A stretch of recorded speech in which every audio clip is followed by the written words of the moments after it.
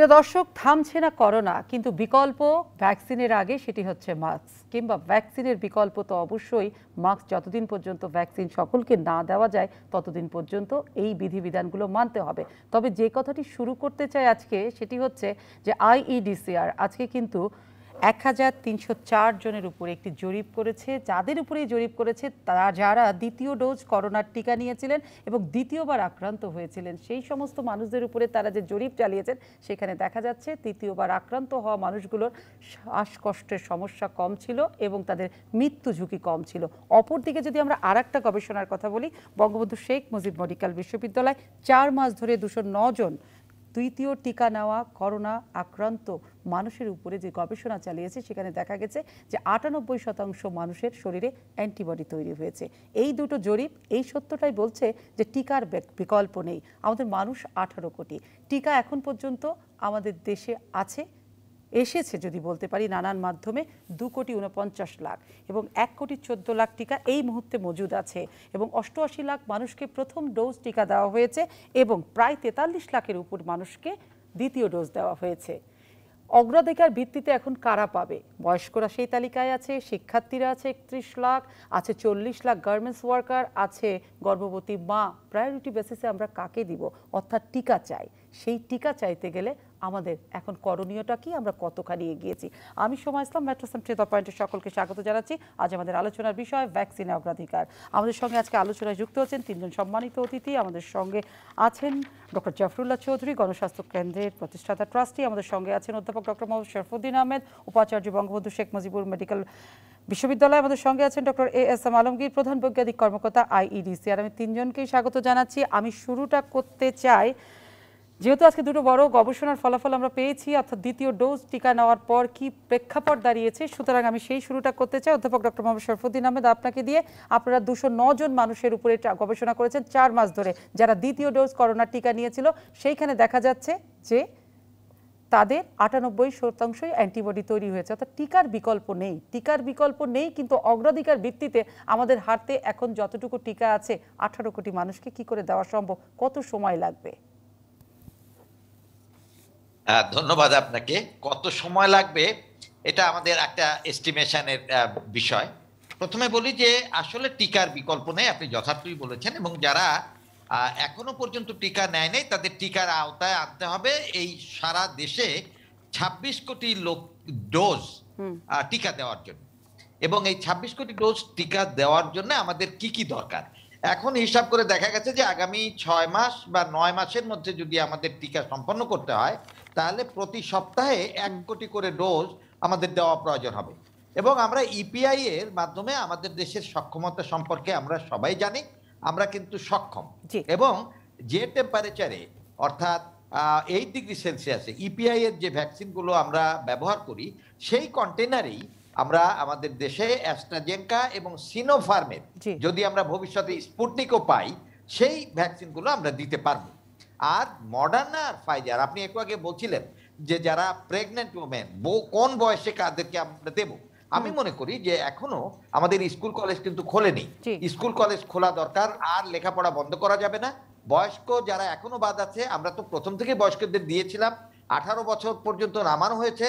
এবং pregnant women যারা ১৪ থেকে ৩২ সপ্তাহের প্রেগনেন্ট, তাদেরকে মডার্না এবং ফাইজার দেওয়ার ব্যাপারে ইতিমধ্যেই অবস্টেট্রিশিয়ানরা অ্যাডভাইস করলে আমরা রিস্ক বন্ডে সই নিয়ে তাদের টিকা দেওয়ার ব্যাপারেও আমরা ঐক্যমতে পৌঁছেছি। কিন্তু স্যার, ৪ মাস ধরে যে আপনারা ২০৯ জনের শরীরে যে আপনারা গবেষণা চালালেন যারা দ্বিতীয় ডোজ ভ্যাকসিন নিয়েছিল, সেখানে আপনারা কি পেলেন? এবং সাথে যে প্রশ্নটি জুড়ে দিতে চাই, আপনারা তো অ্যাস্ট্রাজেনেকার যারা টিকা নিয়েছিল অক্সফোর্ডের, তাদের উপরে গবেষণা চালিয়েছেন, কিন্তু ৪ মাস পরে যারা দ্বিতীয় ডোজ পাবে অ্যাস্ট্রাজেনেকার, তাহলে ওই ৪ মাস আগে যারা এই প্রথম ডোজটি নিয়েছিল অ্যাস্ট্রাজেনেকার, সেটা কি কার্যকর থাকবে? সেই গবেষণা স্যার আপনারা কবে করবেন, কিংবা এই গবেষণা আসলে কি?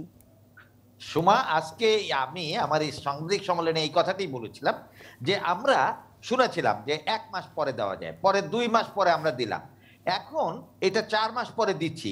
এর উপরে একটা স্টাডি আমরা করার জন্য আজকেই আমি আমার যারা রিসার্চ ফেলো তাদেরকে বলে দিয়েছি।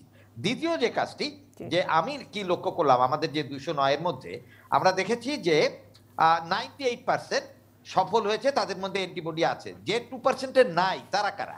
১ নম্বর হলো তারা ক্যান্সার আক্রান্ত, তারা ইমিউনো কম্প্রোমাইজ, তাদের স্প্লিনেক্টমি করা, এবং অনেক বেশি বয়স যাদের 105-এর উপরে একজন এর মধ্যে ছিলেন।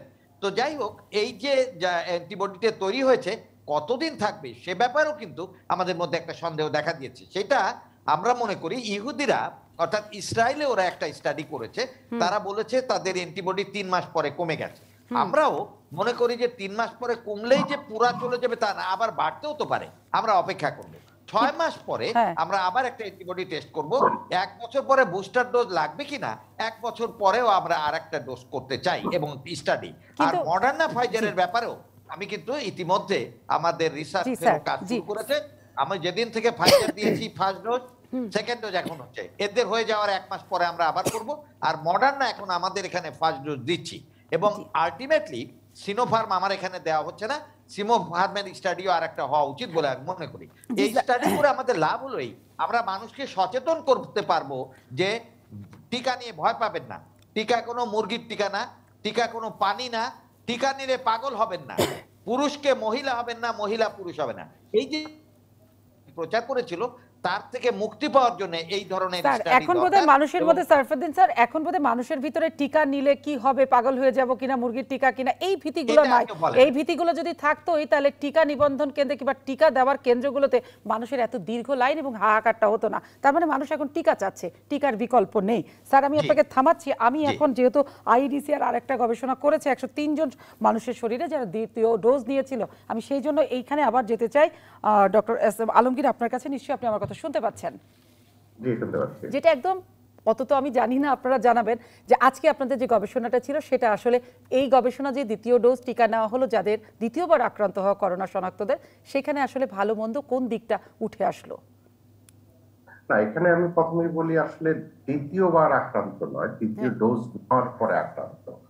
তো এখানে আমরা যেটা, এটা প্রথম থেকে সারা বিশ্বের এই যারা ভ্যাকসিন ব্যবহার করছি তাদেরও এক ধরনের এটা একটা কনসার্ন যে আমি টিকা নিলে আমার কি উপকার হবে, এটা সাধারণ মানুষের প্রশ্ন। আমি কি আক্রান্ত হতে পারি? আমরা বারবারই বলেছি যে আপনি আক্রান্ত হতে পারেন, টিকা নিলেও আপনি আক্রান্ত হওয়ার সম্ভাবনা আছে। তবে টিকা নিলে আপনার যে সিভিয়ারিটি সেটা কমে যায়, আপনার হসপিটালাইজেশন কমে যায়, আপনার মৃত্যু ঝুঁকিটা কমে যায়। আমরা এখানে দেখেছি 99.97% মৃত্যু ঝুঁকি কমে গেছে। সো অলমোস্ট 100% মৃত্যু ঝুঁকি কমে যায়। যারা কোমরবিড পেশেন্ট আছেন তারা যদি টিকা নেন তাদের কোমরবিড সিভিয়ারিটি অনেক কমে যায়, কিন্তু সাধারণ যারা টিকা নেননি সেরকম মানুষের কোমরবিডিটি থাকলে সেগুলি আরো সিভিয়ার হয়, হাসপাতালে ভর্তি হতে হয়, আইসিইউর প্রয়োজন হয়। টিকা নিলে অন্তত পক্ষে আপনার শ্বাসকষ্ট কম হয় এবং আইসিইউতে যেতে হয় না, এবং মৃত্যু ঝুঁকি অলমোস্ট শতভাগ কমে যায়। সো এই ব্যাপারগুলো আমাদের মনে রাখতে হবে। এবং এই জন্য যেটা স্যাররা করেছেন বঙ্গবন্ধু বিশ্ববিদ্যালয়ে, সেটা কিন্তু একই রকমের একটা স্টাডি কিন্তু বাংলাদেশ ব্যাপী আমরাও করছি। আমরা সবগুলো টিকার জন্যই করছি। আমরা অ্যাস্ট্রাজেনিকার জন্য কিন্তু প্রথম 3 মাসে কিন্তু ডক্টর আলমগীর, বঙ্গবন্ধু মেডিকেল তো করলে হচ্ছে সেটা হচ্ছে অ্যাস্ট্রাজেনিকা নিয়ে, কিন্তু আপনারা যে 1304 জনের উপরে চালালেন যারা দ্বিতীয় ডোজ নিয়ে কি অবস্থায় ছিলেন, আপনারা কোন টিকাটার উপরে চালিয়েছেন, নাকি এটা সব ধরনের টিকা? না না, এটা যেহেতু আমাদের এখন মাত্র অ্যাস্ট্রাজেনিকারই সেকেন্ড ডোজ ব্যাপক আকারে দেওয়া হয়েছে 30 লক্ষের বেশি, কিন্তু আমাদের অন্যান্য টিকার সেকেন্ড ডোজ মাত্র শুরু হয়েছে, সেই গবেষণাগুলো চলমান আছে। এবং যেটা অ্যান্টিবডির ক্ষেত্রে যেটা বঙ্গবন্ধু বিশ্ববিদ্যালয় যে গবেষণার ফলাফল আজকে প্রকাশ করেছে, আমরাও কিন্তু একটা পার্শিয়াল অ্যান্টিবডি দেখে ফার্স্ট ডোজ সেকেন্ড ডোজের উপরে আমরা দেখেছি 92 থেকে 97% অ্যান্টিবডি ডেভেলপ করে। তবে এখানে একটা কথা মনে রাখতে হবে আমাদের, যে শুধু অ্যান্টিবডি ডেভেলপ করাই হচ্ছে টিকার একমাত্র কার্যক্রম নয়। যে ভ্যাকসিনোলজি ইজ এ কমপ্লেক্স সায়েন্স। এখানে হিউম্যান টি সেল রেসপন্সের আছে, শরীরের অন্যান্য ইমিউনোলজিক্যাল ব্যাপারগুলো আছে। সো টিকা নিলেই আমি শতভাগ নিরাপদ হয়ে যাব, এই ব্যাপারটা চিন্তা না করে স্যার যেমন বললেন যে আমাদের সাথে সাথে স্বাস্থ্যবিধিগুলো মানে চলতে হবে, এবং এটাই আমাদের বাস্তবতা। ডক্টর আলমগীর থাকুন আপনি আমাদের সঙ্গে। আমি ডক্টর জাফরুল্লাহ চৌধুরী আপনার কাছে যেতে চাই, নিশ্চয়ই আপনি আমার কথা শুনতে পাচ্ছেন। স্যার আপনি কি আমার কথা শুনতে পান? স্যার দুজন সম্মানিত বাকি যে অতিথিরা কথা বলছিলেন তাদের কাছে আমি আগে যাওয়ার কারণটা হচ্ছে আপনি নিশ্চয়ই বুঝতে পেরেছেন দুজনের গবেষণা আজকে ছিল যে কি কারণে দ্বিতীয় ডোজ নেওয়ার পর কতটা ভালো আছেন এবং ফলাফলটা আসলে কি হচ্ছে। স্যার যেটি বুঝতে পারলাম যে দ্বিতীয় ডোজ টিকা নিলে মানুষকে অনেকখানি সুরক্ষিত করছে, অর্থাৎ টিকাটা সবাই পেতে চাইছে, এই গবেষণাতে দেখা গেল। কিন্তু স্যার টিকা এখন আমাদের কাছে বিভিন্ন বলা হচ্ছে যে 1,14,00,000 টিকা আছে, মানুষ 18 কোটি, অর্থাৎ টিকার বিকল্প নেই। কিন্তু যারা সময় মতো টিকা পেয়েছে তাদেরকে নিয়ে আজকে গবেষণা। কিন্তু অ্যাস্ট্রাজেনিকার টিকা যারা 4 মাস ধরে দ্বিতীয় ডোজটা পায়নি তাদের ক্ষেত্রে কি হবে এবং টিকাটা নিয়ে আসলে কি হচ্ছে? স্যার টিকা নিয়ে তো আর ভয়ভীতি নেই মানুষের কাছে, এখন তো মানুষ টিকাই চাচ্ছে। আমি আমাদের আচার্য শরফুদ্দিন বিজ্ঞানী আলমগীর দুজনকে কংগ্রেচুলেট করি, তারা ভালো কাজ করেছেন, তারা ভালো কাজ করেছেন। এই প্রবাহমান গবেষণাটাকে চালিয়ে যাবেন প্রত্যাশা, এবং সেটাতে তারা আমাদের অনেক ভয় ভীতি কমিয়েছেন। আলমগীর যেমন পরিষ্কারভাবে বলেছেন এইটা টিকা নিলে আপনার রোগের মৃত্যু হার কমায়, তীব্রতা কমায়, এটা একটা বিরাট গুণ। এখন যে প্রশ্নটা তারপরে আরো যেটা নতুন তথ্য যেটা সর্বদিন দিল, অরিজিনাল অ্যাস্ট্রাজেনেকার কথা ছিল 4 সপ্তাহ পরে, কিন্তু আমরা তারপরে দিয়েও দেখেছি অ্যান্টিবডি থাকে। এটা একটা সুখবর, এটা সুখবর। কেবল সময় আমাদেরকে বলতে পারবে এটা কতদিন থাকবে না। যে কথাটা আমি আসতে চাই, ঠিক আছে, আমাদের 3টা বিষয়ের প্রতি আমাদের আরো বেশি সচেতনতা, আরো বেশি উদ্যোগ দরকার। একটা হলো মাস্ক পরা, জনগণের সচেতনতা বৃদ্ধির জন্য প্রতিটি ক্ষেত্রে বাজার, স্কুল, কলেজ সব ক্ষেত্রে মাস্ক পরানোটা, এটা একটা। সঙ্গে সঙ্গে আজকে সবাইকে টিকা দেওয়া। তৃতীয়ত টেস্ট করা, অনেক বেশি টেস্ট করা প্রয়োজন আছে। আমার কাছে এটা দুর্ভাগ্যজনক মনে হয় আমরা এখনো দিনে 1 লাখ টেস্ট করি না। আমাদেরকে, আমরা প্রধানমন্ত্রী বারে বারে বলছেন যুদ্ধে আছি আমরা, যুদ্ধে তাহলে যুদ্ধের নিয়মে যুদ্ধ পরিচালনা করতে হবে। এই যে গার্মেন্টসটা আমরা খুলে দিলাম, প্রয়োজন সেটা, কিন্তু 5 দিন অপেক্ষা করে সবাইকে টিকে দিয়েই এই 1 কোটি টিকা তো আপনি বলছেন 1,14,00,000 টাকা আমার হাতেই আছে, তাই যদি থেকে থাকে ওদের গার্মেন্টসের আমাদের 40 লাখ কর্মী তাকে দিয়েই শুরু করতে পারতাম, মানে প্রায়োরিটি বেসিস। এই 40 লাখ তাদেরকে দিয়ে দিতাম। তাহলে সেই ক্ষেত্রে ভ্যাকসিনের অগ্রাধিকার তাহলে স্যার কাদেরকে দেওয়া উচিত? শুরু থেকে তো জানি সিনিয়র সিটিজেন এটাকে পাবে, আবার ওয়ার্কাররাও চায় অগ্রাধিকার, আবার যারা শিক্ষার্থী এতদিন ধরে শিক্ষা প্রতিষ্ঠান মতো সেখানেও অগ্রাধিকার, এবং যারা গর্ভবতী মা আছে সেখানেও তাদের অগ্রাধিকার। আসলে সবাই তো গুরুত্বপূর্ণ।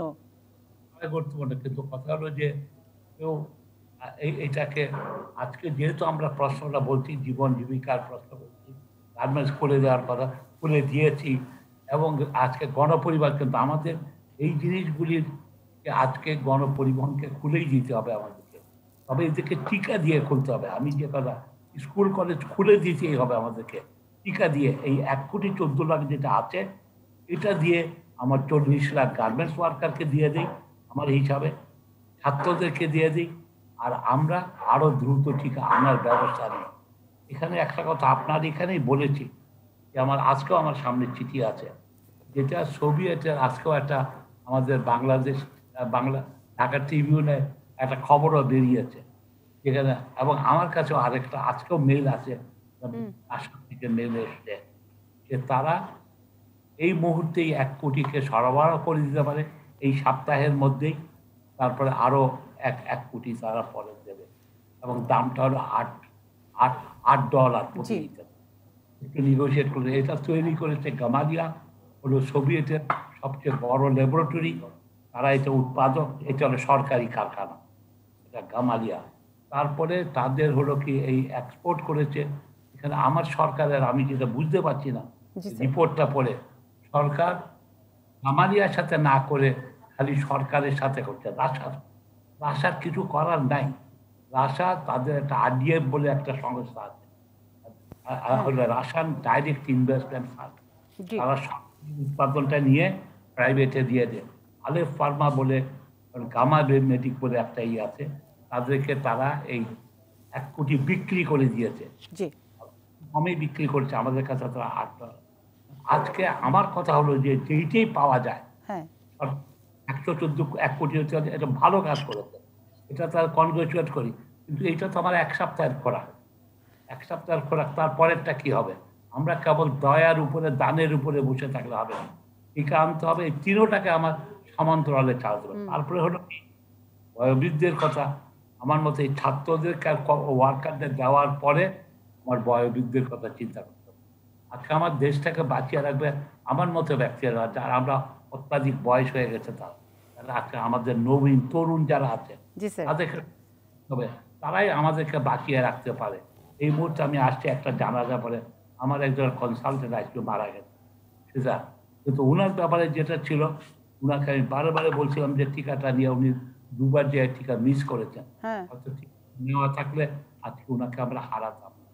এই জন্য বলছি যে সবাইকে, এবং বাংলাদেশে কিন্তু স্যার আপনি যে বলছেন আজকে আপনার একজন কাছের মানুষ কনসালটেন্ট মারা গেলেন, কিন্তু সে টিকাটা নেয়নি, সেটা কি তার নিজের অনাগ্রহ থেকে নেয়নি, নাকি টিকা সংকটের কারণে নেয়নি, নাকি স্যার আপনি মাঝে মাঝে বলতেন যে আসলে টিকাটা কতখানি সত্য, এটা মুরগির টিকা কিনা এই টিকা, সেই জায়গাটা থেকে অনাগ্রহ হারিয়ে ফেলেছিলেন? কোন জায়গা থেকে উনি টিকা নিতে পারেননি কিংবা নেননি? টিকা নিতে গেছিলেন 10টা থেকে 2টার মধ্যে পৌঁছতে পারেন, এটা 2বার উনি মিস করেছেন। এইটাতে আমি তখনই একটু ভয় পাচ্ছিলাম। আমি দেখেন, ঠিক আছে, সেই জন্য বলতে চাচ্ছি আমার প্রিয়জনকে হারালাম, অন্য প্রিয়জন যেন না হারায়।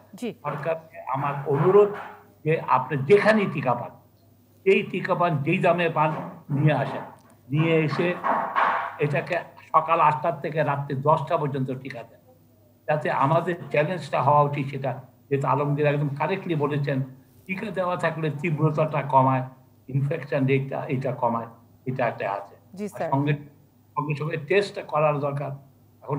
আর তাছাড়া আমি আপনাদের একটা দুঃসংবাদ দিই, দেশে অক্সিজেনের শর্টেজ হচ্ছে। আজকেও আমার হাসপাতালে আমি গত 20 বছর যাওয়া, আমরা সেন্ট্রাল অক্সিজেন আছে আমার কাছে,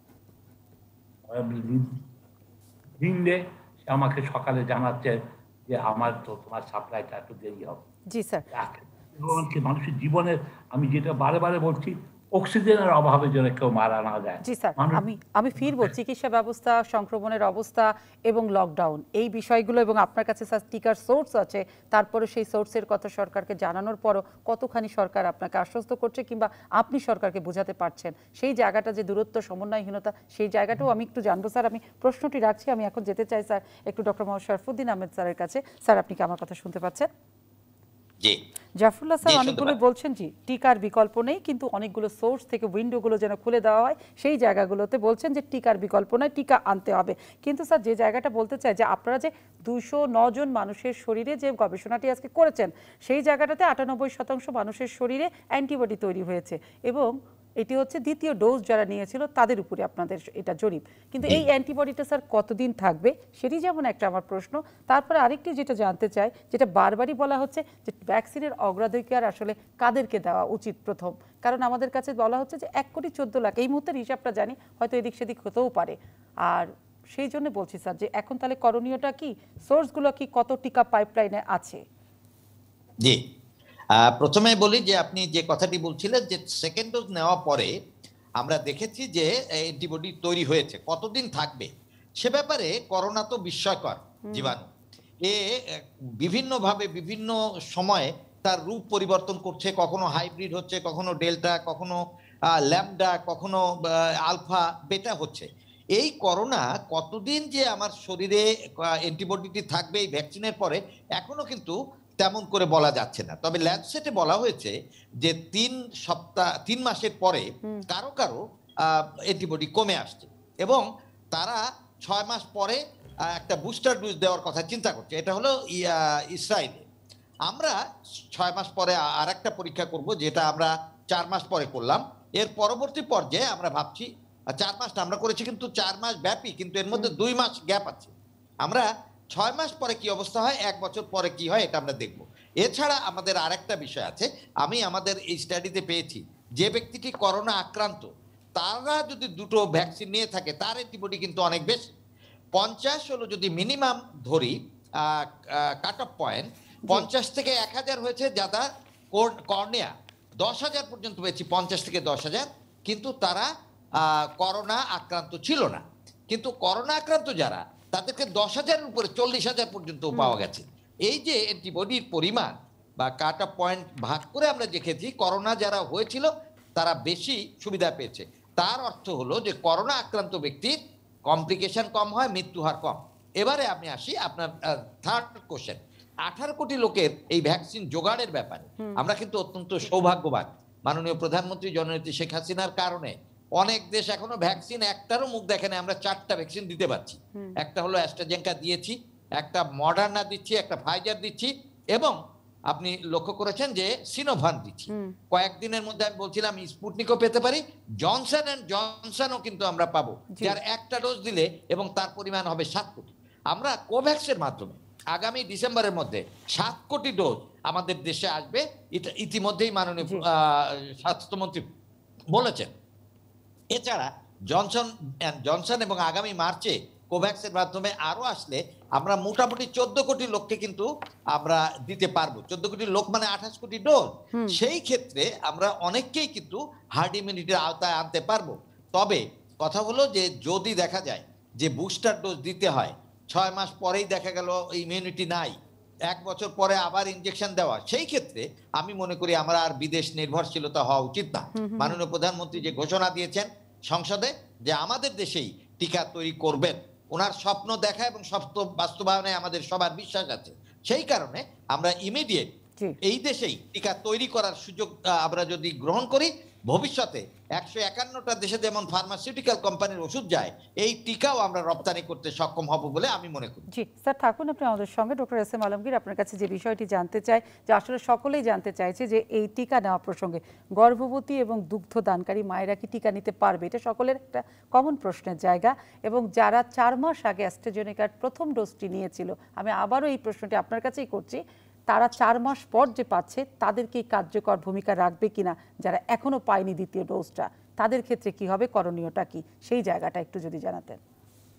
আমি অ্যাস্ট্রাজেনিকার কথা প্রথম বলি। আমাদের প্রায় 15 লাখের কিছু বেশি মানুষ প্রথম ডোজ পেয়েছে অ্যাস্ট্রাজেনিকা, কিন্তু দ্বিতীয় ডোজ আমাদের কাছে ছিল না, পাইনি। কিন্তু আপনারা জানেন যে গতকাল থেকে আমরা আসলে অ্যাস্ট্রাজেনিকার দ্বিতীয় ডোজ দেওয়া শুরু করেছি, বিশেষ করে ঢাকা শহর এবং ঢাকা ডিভিশনে। এবং আগামী সপ্তাহ থেকে আমাদের কাছে এখন অ্যাস্ট্রাজেনিকা যথেষ্ট পরিমাণ মজুদ আছে, এবং এই 15 লক্ষ মানুষের টিকার প্রাথমিক ব্যবস্থা আমরা করেছি। আমরা প্রায় 10 লক্ষ ভ্যাকসিন আমাদের হাতে আছে, এবং আগামী পরশু 3 অথবা 4 তারিখে আমাদের আরো 6 লক্ষের বেশি ভ্যাকসিন, আমাদের অ্যাস্ট্রাজেনিকার ভ্যাকসিন আসছে। তো প্রাথমিকভাবে আমরা আমাদের কোন ডিভিশনে কত মানুষ দ্বিতীয় ডোজের জন্য অপেক্ষা করছেন সেটার একটা ক্যালকুলেশন আমাদের কাছে আছে। সেই হিসাবে কিন্তু আমরা ভ্যাকসিন পাঠিয়েও দিচ্ছি, এবং ঢাকা ডিভিশনে আজকে আমরা শুরু করে দিয়েছি। ইনফ্যাক্ট অনেকেই গতকালও শুরু করেছে, বিশেষ করে এবং কুর্মিটোলা শুরু করেছে গতকালই। তো আমাদের দ্বিতীয় ডোজ কতদিনে নেওয়া যাবে? প্রাথমিক বলা হয়েছিল 4 থেকে 12 সপ্তাহের ভিতর, কিন্তু এর ভিতরে গত 6 মাসে একাধিক গবেষণায় দেখা গেছে আপনি যদি 6 মাস পরেও নেন, যথেষ্ট অ্যান্টিবডি তৈরি হয় দ্বিতীয় ডোজ নিলে। সো কারোই আসলে অরিড হওয়ার কিছু নাই। দ্বিতীয় ডোজ আপনি এখনো যখন নিবেন 4 মাস পরে বা 5 মাস পরে, সেটাতে আপনি যথেষ্ট পরিমাণ সুরক্ষা পাবেন। এবং যেটা প্রেগনেন্ট মহিলাদের কথা বা বাচ্চাদের ল্যাকটেটিং মাদারদের কথা বলা হয়েছে, সেটা আমাদের ন্যাশনাল ইমিউনাইজেশন কমিটির কাছে আমরা পাঠিয়েছি। বিশ্ব স্বাস্থ্য সংস্থা এবং বিভিন্ন বা আমাদের অবস এন্ড গাইডেন্স সোসাইটি, তাদের রিকমেন্ডেশন হচ্ছে এখনই প্রেগনেন্ট ওমেনদেরকে দিয়ে দেওয়া যাবে, এবং বাচ্চাদেরকে দেওয়া যাবে, ল্যাকটেটিং মাদারদেরকেও দেওয়া যাবে। তবে এখানে এক ধরনের, যেহেতু এটা এখনো পরীক্ষামূলক ভাবেই সারা পৃথিবী প্রয়োগ করছে, মার্কিন যুক্তরাষ্ট্র এবং যুক্তরাজ্য ব্যাপকভাবেই প্রয়োগ করছে, এবং সেই তথ্য বিশ্লেষণ করে আমাদের মতামত হলো যে এই টিকাটা তাদেরকে আরো বেশি প্রোটেকশন দিবে, অবশ্যই দেওয়া উচিত। এবং সেটার জন্য হয়তো আমরা এক ধরনের অঙ্গীকার পত্র আপনাকে সাইন করতে হবে। এখানে সবচেয়ে বড় কথা, সারা পৃথিবী এই ডিসিশনটি নিচ্ছে এইভাবে যে রিস্ক এবং বেনিফিট, আপনি কতটুকু রিস্কে পড়বেন আর কতটুকু বেনিফিট পাবেন। আমরা দেখেছি সারা পৃথিবী যে হিসাবটা করে, রিস্কের চেয়ে এখানে অনেক বেশি বেনিফিট পাওয়া যায়, আপনার চাইল্ড প্রোটেকশনটাও হয়। এই জন্য প্রেগনেন্ট ওমেনদের কাছে। তাহলে অঙ্গীকার পত্রটা কেন, ঝুঁকিটা কোথায়? প্রাথমিকভাবে বিশ্ব স্বাস্থ্য সংস্থা নানাবিধ ধরনের ঝুঁকির কথা বলেছিল, কিন্তু আস্তে আস্তে বিভিন্ন গবেষণায় দেখা গেছে। এখানে মনে রাখতে হবে, এই ভ্যাকসিনগুলো যখন প্রয়োগ শুরু হয় তখন গর্ভবতী মা এবং ল্যাকটেটিং মাদারদের উপর কোনো গবেষণা ছিল না। আসলে আমরা এই ব্লাইন্ডলি কোনো ডিসিশন নিতে চাই নাই। এখন যথেষ্ট তথ্যপাত্র আমাদের হাতে আছে, পৃথিবীব্যাপী গবেষণা হচ্ছে, সো এখন এই টিকাটি প্রয়োগ করার সময় এসেছে।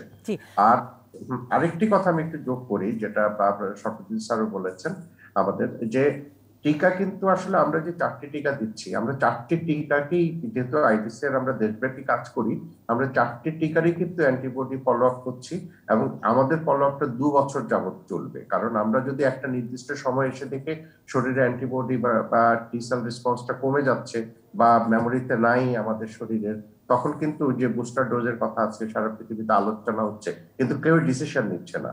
ইসরায়েল বা 2-1টা ছোটখাটো দেশ ডিসিশন নিচ্ছে, কিন্তু বড় কোনো এখনো এই ব্যাপারে ডিসিশন নেয়নি। তখনই আসলে এরকম ডিসিশন নিতে পারা যাবে।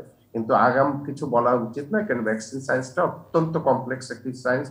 শুধু অ্যান্টিবডি ডেভেলপ করলেই যে প্রোটেকশন হয়, ব্যাপারটা এরকম না, এটার সাথে আরো অনেক কিছু জড়িত আছে। জি, ডক্টর আলমগীর থাকুন আপনি আমাদের সঙ্গে। ডক্টর জাফরুল্লাহ চৌধুরী, আপনার কাছে যেতে চাই। আমি দুজন সম্মানিত আলোচকের কাছে যে বিষয়টি বারবারই জানতে পাচ্ছি যে পৃথিবী জুড়ে ভ্যাকসিনের তো একটা রাজনীতি চলছে, কিন্তু সেই রাজনীতির কিন্তু ঘোড়া টোপে বাংলাদেশ এটাকে টপকে গেছে, মানে ভ্যাকসিন পাচ্ছে এবং ভ্যাকসিন পলিটিক্সে বাংলাদেশ এগিয়ে আছে। কিন্তু স্যার, আপনাদের একটা অনিশ্চয়তা এখনো আছে, যে প্রশ্নটি বারবারই বলছিলাম যে আপনারও একটু ব্যক্তিগত উদ্যোগ আছে, কিন্তু ভ্যাকসিন পেতে হবে এবং ভ্যাকসিন চাই বাংলাদেশের মানুষ। সেই জায়গাতে আপনি যে উদ্যোগটা নিয়েছেন, সেটাকে আপনি শীর্ষ পর্যায়ে কিংবা যেখানে নীতি নির্ধারণী জায়গা, সেখান পর্যন্ত আপনি পৌঁছাতে পেরেছেন কিনা? এবং 7 তারিখ থেকে তো ইউনিয়ন পর্যায়ে ভ্যাকসিন দেওয়া হবে, সুতরাং ভ্যাকসিন দেওয়ার ক্ষেত্রে সরকার তো তার সর্বোচ্চ চেষ্টা চালাচ্ছে। তাহলে আপনাদের কাছে কেন মনে হচ্ছে স্যার, কিংবা আপনার চোখে, যে এখনো সরকার পারছে না কিংবা সমন্বয়হীনতার জায়গা আছে? আজকেও যেটা একটা ট্রিবিউনের রিপোর্ট অনুসারে, এটা সরকার এখনো ভুল পথে হাঁটছে। জানি না এটা যেটা আমরা যে অফারটা এনেছি রাসায়ন কোম্পানির থেকে, রাসায়ন টিকা স্পুটনিক যে জিনিসটা আমরা এনেছি, এটা আমার পররাষ্ট্রমন্ত্রীকে কাগজপত্র দিয়েছিলাম, প্রধানমন্ত্রীর দপ্তরেও পাঠিয়েছি, ওনাদেরকে জানিয়েছি। ওনারা বলছিলেন যে এই মুহূর্তে আমাদের দরকার নেই, যেটা আমাকে প্রাইভেটলি বলেছে, কিন্তু লিখিতভাবে। কিন্তু আমরা তো যেটা বুঝতে পারছি, সরকার 1,14,00,000 যেটা আছে, ভালো কথা, এতটুকু তো অন্তকে আমরা শুরু তো করতেই পারি। তবে সরকার যেন আমার কাছে যেখানে ভুল পথে হাঁটছে, যেটা বলছি, সবসময় একটা উল্টা দিকে যাচ্ছে। আজকে ইউনিয়ন পর্যায়ে শুরু করার আগে দিয়ে অন্তকে কলকারখানায়, স্কুল কলেজে ছাত্রছাত্রী, বয়স্ক, এদেরকে আজকে এক ঢাকা শহরেই যে আছে, সেখানেও আমি 100% করতে পারিনি। এদিকে আমাদের নজর দেওয়া। আমাদের সৌভাগ্য হলো আমাদের দেশে ভালো গবেষকরা আছেন, আর আমাদের দেশের জনগণের একটা ভালো গুণ হলো তারা টিকাতে ভয় পায় না। অন্য দেশে, এমনকি আমেরিকার মতো লোককে $100 দিতে হয়, একটা বিয়ার দিতে হয় টিকা নেওয়ার জন্য, আর এখানে আমার লোকেরা যে হাত পেতে দাঁড়িয়ে থাকে লাইন ধরে। কিন্তু আমাদের ব্যর্থতাটা হলো 10টা থেকে 2টা পর্যন্ত। আমরা প্রধানমন্ত্রী যে কথাটাকে, উনাকে যেন আমরা ছোট করার চেষ্টাতে আছি। আজকে যেখানে যুদ্ধের, উনার সদিচ্ছাটাকে কাজে পরিণত করতে হলে আজকে আমার মতে এটাকে 24 ঘন্টায় খোলা রাখতে হবে। তারপরে এখনো পর্যন্ত টেস্ট করলে 24 ঘন্টা লাগে রিপোর্ট পেতে। এইসব জিনিসের ব্যাপারে আরো অনেক বেশি এখানে রাজনৈতিক দলদের অনেক বেশি ইনভলভ হওয়া দরকার। বলে আমলা নির্ভরতা না, আমাদের প্রফেশনালদের অনেক বেশি রকমের, যে গবেষণাটা করছে ইরা, আমার বিএসএমইও খুব ভালো কাজ করছে, আলমগীররা এটা কন্টিনিউ এটা করতে হবে। সব তথ্য আমাদের কাছে নাই। যেমন এক সময় আমরা বলছি গর্ভবতীকে দেওয়াটা ঠিক হবে কিনা, এখন যেমন একটা নীতিটা আসছে গর্ভবতীকে দেওয়া যেতে পারে, কিন্তু দিতেই হবে কথাটা আসে নাই, দেওয়া যেতে পারে। তবে আমার কথা হলো যে আমি ইউনিয়ন পর্যায়ে শুরু করার আগে দিয়ে আমার কলকারখানা, ছাত্র, পরিবহন শ্রমিক তাদেরকে 100% করে। জি স্যার, তাহলেই জি স্যার, জি বলুন স্যার, বলুন, শেষ করুন আপনি স্যার, বলেন। আমি সেই জন্য মনে করছি যে সরকারের 1,14,00,000 টাকা খুব ভালো কথা, কিন্তু আমরা যে অফারটা দিয়েছি $8, এটা খুব সুলভ মূল্য, এবং আমি এখনো বলছি আপনাদের মাধ্যমে এটা দরটা একটু কমতেও পারে। আমার প্রধানমন্ত্রী যদি চান তাহলে একটু দর আর একটু কমতে পারে, এবং সেটা আমরা 1 সপ্তাহের মধ্যেই 1 কোটি সরবরাহ করতে পারি। এতে তো দেশের একটা নিশ্চিত হতে পারবো আমরা। এবং এখানে গণস্বাস্থ্যের একটি মাত্র কারণ ইনভলভ হবা, আমরা একটা সরকারকে সাহায্য করা, একটা দেশ বা জনসাধারণকে উৎসাহিত করা। আমাদের অন্য কোনো ব্যবসায়িক স্বার্থ। স্যার আপনি যেটা বলছেন গণস্বাস্থ্যের একমাত্র উদ্দেশ্য হচ্ছে এই বিপদে মানুষকে সাহায্য করা এবং সরকারের পাশে এসে দাঁড়ানো, সেই সাহায্যটা স্যার আপনি শুরুর দিন থেকেই করে আসছেন, কিন্তু সরকার স্যার শুরুর দিন থেকে গ্রহণ কেন করছে না? এটাও আমি বলতে পারবো, না। তারা সরকার যেমন আমার রাশিয়াতে যে অ্যাম্বাসেডর আছেন, উনি সরকারের সাথে এক মাসও উত্তর পাবেন না, কারণ রাশিয়ান গভর্নমেন্টের কাছে তো টিকা নেই। রাশিয়ার টিকা গামালিয়া সরকারি একটা প্রতিষ্ঠান, এবং সেটাকে হ্যান্ডেল করে আবার তারা RDIF, Russian direct investment fund, তারা আবার সেটাকে প্রাইভেটকে, তারা আজকাল তো বুঝেই আজকে ক্যাপিটালিজমের ধাক্কা তো রাষ্ট্র তো ফেলেছে, ফলে তারাও প্রাইভেটাইজকে করে দিয়েছে।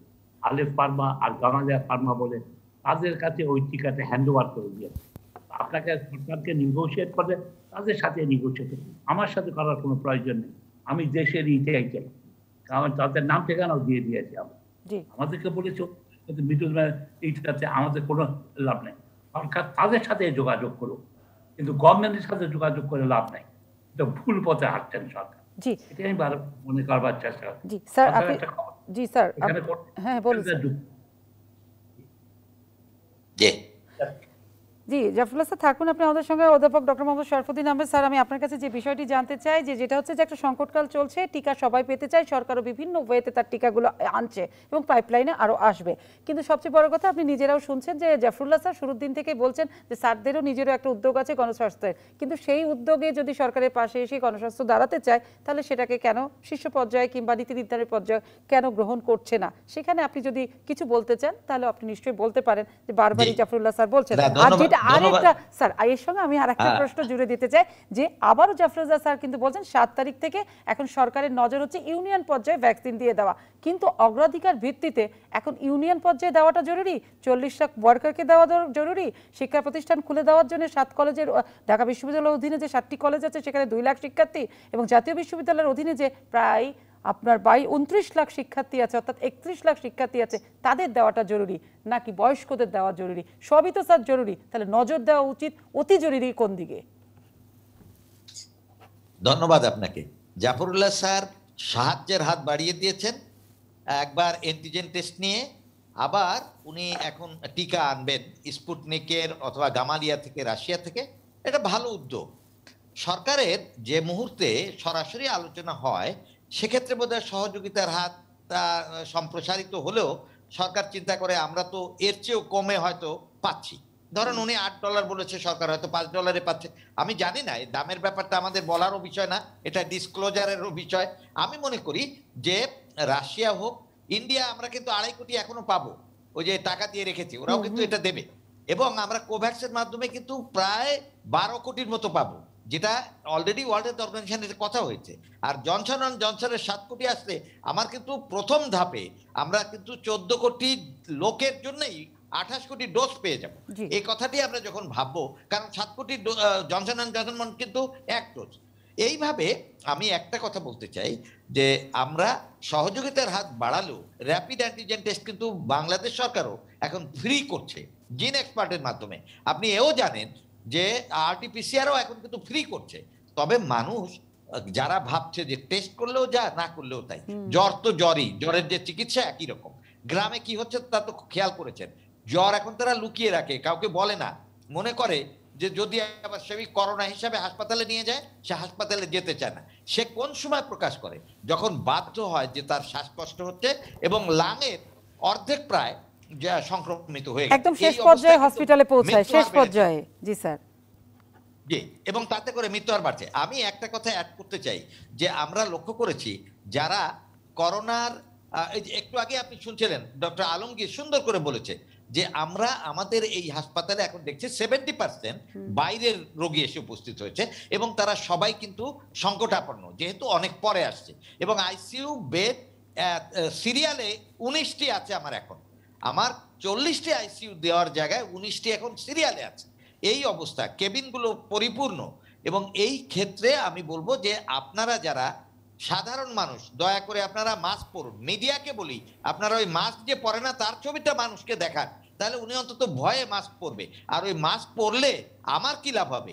এবং বঙ্গবন্ধু শেখ মুজিব মেডিকেল বিশ্ববিদ্যালয় সহ যেসব হাসপাতালে এখন রোগীর চাপ, যে সমস্ত ডাক্তাররা 16 মাস এক্সজস্টেড এবং 165 ডাক্তার মারা গেছে, তাদেরকে আর চাপ দেবেন না।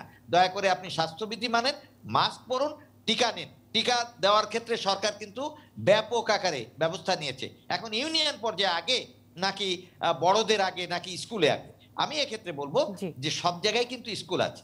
আমি সেই স্কুল ছাত্রদের দেব, যারা সিনিয়র সিটিজেন আছে তাদের দেব, যারা প্রেগনেন্ট ওমেন তাদেরকে আমি মেডিকেল কলেজে অর্থাৎ ডিভিশনাল শহরে মডার্না আর ফাইজার সেখানে পাঠিয়ে দেবো, তারা সেখানে নেবে। আর সিনোভান বা অ্যাস্ট্রাজেনেকা আমরা ইউনিয়ন পর্যায়ে যে স্কুল কলেজ আছে সেখানে দেবে, থানা পর্যায়ে আছে তাদের দেবে, এবং মেডিকেল কলেজে তো আপনারা জানেন ইতিমধ্যে দিয়েছে গভর্নমেন্ট প্রাইভেট, এবং বিশ্ববিদ্যালয় সমেত ছাত্রদের শিক্ষকদের দিয়ে আমরা দীর্ঘদিন কিন্তু স্কুল কলেজ বিশ্ববিদ্যালয় বন্ধ। ছাত্রদেরকেও আমাদের মনে রাখতে হবে, তাদেরকে নিয়ে আসতে হবে। আর যে কথাটি বলছি যে আরো সহজতর, যেন সুরক্ষা অ্যাপ সব মোবাইল হোল্ডারের হাতে সে জানে না। আমরা এখন এনআইডি সহ প্রয়োজনে আমি স্কুল কলেজের টিচারের সার্টিফিকেট, প্রয়োজনে আমি স্থানীয় মেম্বার চেয়ারম্যানের সার্টিফিকেট নিয়ে মানুষকে টিকা দেওয়ার ব্যাপারে আরো সহজ করে ফেললে সবাই কিন্তু আসবে। আর একটা কথা জাফরুল্লাহ স্যার বলছিলেন যে আমরা 8টা 2টা না, আমরা এটাকে 8টা 6টা অথবা 9টা 10টা এরকম মানে রাত পর্যন্ত যদি প্রয়োজন হয় তাদের টিকা দেওয়ার ব্যবস্থা করব অ্যাভেলেবিলিটি অফ টিকা অনুসারে। সাথে সাথে টিকা তৈরির ব্যাপারেও আমাদের এখন থেকেই মানসিক প্রস্তুতি নিতে হবে। অসংখ্য ধন্যবাদ sir. Doctor S M Alamgir, আমি আপনাকে দিয়ে অনুষ্ঠান শেষ করব। আমরা এই প্রসঙ্গে এই বিষয়ে এসে যেটি আপনার কাছে জানতে চাই সেটি হচ্ছে, আমরা একটা চলমান কঠিন লকডাউনের মধ্যে আছি, 5 তারিখে সেটি শেষ হয়ে যাবে, কিন্তু এই ঈদে যাওয়া এবং আশাকে কেন্দ্র করে যে লকডাউনের চিত্রটা আমরা 2-3 দিন থেকে দেখলাম, সেই ভয়াবহতাটা আসলে কোথাও যে পৌঁছাবে, কারণ শনাক্তের হার, মৃত্যুর হার এখনো কমছে না। কিন্তু আমরা যদি বলি শ্রমিক ভাই বোনদের যে আশার চিত্রটা, বাড়ি যাওয়া এবং আসা, সেইখানে যে একটা বাঁধ ভাঙা এবং ভেস্তে যাওয়া লকডাউনের চিত্র দেখলাম, সেই ছবিটা আগামীর জন্য কতটা ভয়াবহ হবে, কিংবা এই চিত্রটা আমরা কবে নাগাদ পেতে পারি সেই সংখ্যাটা? ধন্যবাদ আপনাকে। আমি একটু শরফুদ্দিন স্যারের সাথে অ্যাড করি, এবং যেটা আমাদের ডক্টর স্যার বলেছেন, আমাদের আসলে এখানে অগ্রাধিকারটা আসলে স্যার আমরা প্রথম গ্রাম পর্যায়ে ঠিক করেছি, কারণ আমাদের প্রান্তিক জনগোষ্ঠীর রেজিস্ট্রেশন একটা বিশাল সমস্যা হচ্ছিল। সো রেজিস্ট্রেশন ছাড়া জাতীয় পরিচয়পত্র দিয়ে টিকা দেওয়াটা, সেখানে আমরা আসলে গ্রামের মানুষকে দিতে চাই। এই জন্যই আমাদের এখন সংক্রমণ কিন্তু গ্রামে অনেক বেশি। যারা মারা যাচ্ছে বয়োজ্যেষ্ঠ মানুষ, তারা কিন্তু গ্রাম অঞ্চলে টিকা নিতে পারছেন না। সো আমরা ক্যাম্পেইনেরও প্রত্যেকটা দিন প্রথম 2 ঘন্টা কিন্তু আমাদের নারী এবং পঞ্চাশুদ্ধ জনগণের জন্য নির্দিষ্ট করে দিয়েছি, এবং সেটাই হবে। এবং শ্রমিকদের টিকা কিন্তু আমরা দিচ্ছি, আমরা সিমultaneously সর্বক্ষেত্রে টিকা দেওয়ার আমরা চেষ্টা করছি। আপনি জানি না আপনি কোথায় 1,14,00,000-এর হিসাব পেয়েছেন। আমাদের পর্যায়ক্রমে আমাদের এই সপ্তাহে হয়তো আরো 65 লক্ষ টিকা আসবে, এবং কন্টিনিউয়াস এইরকম টিকা আমাদের আসতে শুরু করবে। এবং এই জন্যই আমরা আসলে ক্যাম্পেইন মোডে যাচ্ছি। অন্তত পক্ষে 60 লক্ষ থেকে 1 কোটি টিকা আমরা প্রতিদিন দিতে চাচ্ছি, এবং আমরা ক্যাম্পেইনে 1 সপ্তাহ যদি ক্যাম্পেইন করি অন্তত পক্ষে 1 কোটি টিকা দেওয়া সম্ভব। সো আমাদের টিকা প্রাপ্তির উপরে সেটা ডিপেন্ড করেই প্রোগ্রামগুলো করা, এবং আমরা কোনো জনগোষ্ঠীকে বাদ দিই না। আমরা বরঞ্চ বয়স্ক এবং গ্রাম অঞ্চলের জনগোষ্ঠীকে যেমন প্রাধান্য দিচ্ছি, ঢাকার বস্তিবাসীকে প্রাধান্য দিচ্ছি, শ্রমিকদের ভিতরেও আমরা টিকা দেওয়া শুরু করেছি। ঈদের আগেই আমরা ট্রায়াল বেসিসে দিয়েছি। আমরা সর্বক্ষেত্রে, যেহেতু আমাকে ব্যাপক ভ্যাকসিনেশনের আওতায় আনতে হবে। লকডাউনের কথা যেটা বলেছেন, আসলে এক নাগারে হয়তো দীর্ঘদিন লকডাউন দেওয়া যাবে না, এটাই বাস্তবতা এদেশে। কিন্তু যেটা কালকে বা পরশু বা 1 আগস্ট পরে শ্রমিকরা যেভাবে বা গার্মেন্টস কর্মীরা যেভাবে বা বিভিন্ন রপ্তানিমুখী কলকারখানায় কাজ করে, তারা যেভাবে আসছেন, এটা আরো আসলে অর্গানাইজড হয়তো এটা করা যেত। এটা আমাদের ব্যবসা প্রতিষ্ঠানগুলা বা তাদের সংগঠন, তাদের যে অর্গানাইজেশন গুলো আছে, তাদের এটা দায়িত্ব নেওয়া উচিত ছিল। আর এরকম ক্ষেত্রে আমরা দেখি যে ইনকিউবেশন পিরিয়ড যেহেতু 2 থেকে 14 দিন, সো এটা 1 সপ্তাহ পরে হয়তো বাড়তে শুরু করবে। আমরা আশা করি যদিও বাড়বে না, নানাবিধ কারণে আছে এর ভিতরে, কিন্তু বাড়লেও সেটা কমতে শুরু করবে। লকডাউনে আমরা অনেকে অনেক বকাবকি করি, অনেক ঢিলেঢালা করি, কিন্তু লকডাউনে একটা সংক্রমণ সংখ্যা একটা পর্যায়ে এনে স্থিতিশীল করা গেছে। এখন যদি আমরা সুস্থভাবে সবাই স্বাস্থ্যবিধি মেনে চলি, এটা কিন্তু কমতে শুরু করবে, কিন্তু সেই সুযোগটা আমরা বারে বারেই হারাচ্ছি হয়তো। এই জন্যই আমাদের সবাইকে সাবধান হইতে হবে। এখনো আমাদের স্বাস্থ্যবিধি সম্পূর্ণভাবে মানতে হবে। আপনি ঘরের বাইরে গেলে মাস্ক পরতেই হবে এবং সঠিকভাবে পরতে হবে, নাক মুখ ঢেকে মাস্ক পরতে হবে। আপনাকে এখনো জনবিচ্ছিন্নকরণ প্রক্রিয়া যেটা লকডাউনে হয় সেটা আপনাকে মানতে হবে। আমরা জানি অত্যন্ত কঠিন, ঢাকার মতো ঘনবসতি এলাকায় 3 ফুট দূরত্বে থাকা অত্যন্ত কঠিন, কিন্তু এটা যতক্ষণ পর্যন্ত মানা যায় ততক্ষণ পর্যন্ত আপনি সুস্থ থাকবেন। আপনি যদি সাবধান থাকেন, আপনি যদি আপনাকে এক্সপোজ না করেন ভাইরাসে, তাহলে আপনি আক্রান্ত হবেন না। আর আপনি আক্রান্ত না হলে আপনার পরিবার আক্রান্ত হবে না। তাহলে আমরা সবাই মিলে সংক্রমণ সংখ্যা কমিয়ে নিয়ে আসতে পারবো। এই জন্য সবাইকে স্বাস্থ্যবিধি মানতে হবে এবং যখনই যার সুযোগ আসে দয়া করে টিকাটা নিতে হবে। এর বিকল্প চিকিৎসা বা অন্য কিছু আমরা কেউ জানি না। স্বাস্থ্যবিধি প্লাস টিকা, এটাই হচ্ছে আমাদের সমাধান। অসংখ্য ধন্যবাদ আপনাদের তিনজনকে আজকে ম্যাটারস টু দ্য পয়েন্টে আসবার জন্য। টিকা নিয়ে সারা পৃথিবী জুড়ে রাজনীতি চলছে, তবে টিকা পাবার রাজনীতিতে বাংলাদেশ এগিয়ে আছে। তবে দেশ জুড়ে সকলকে এই মুহূর্তে টিকা পৌঁছে দেওয়া কিংবা টিকার আওতায় আনা এটা একটা সময় সাপেক্ষ এবং কঠিন একটা ব্যাপার। তবে অবশ্যই এটা হয়তো সময়ের উপর ছেড়ে দিলে সকলেই টিকা পাবে, এই ভরসা এবং ধৈর্যটা অবশ্যই রাখতে হবে।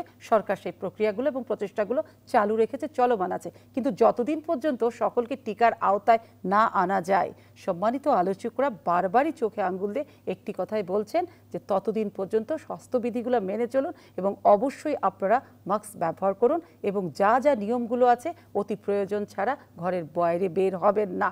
এবং করোনার সংক্রমণ কিন্তু কমছে না, কমানোর জন্য যা যা প্রক্রিয়া সব কিন্তু জনস্বাস্থ্যবিদরা বারবারই বলে যাচ্ছেন। সুতরাং ওনারা বলে যাবেন আর আমরা শুনবো না, তা তো হয় না। ওনারা বলবেন, আমরা মানবো, তাহলেই বোধহয় করোনাকে প্রতিরোধ করা যাবে। শুভরাত্রি সবাইকে, ভীষণ ভালো থাকবেন, সুস্থ থাকবেন, স্বাস্থ্যবিধি মেনে চলবেন।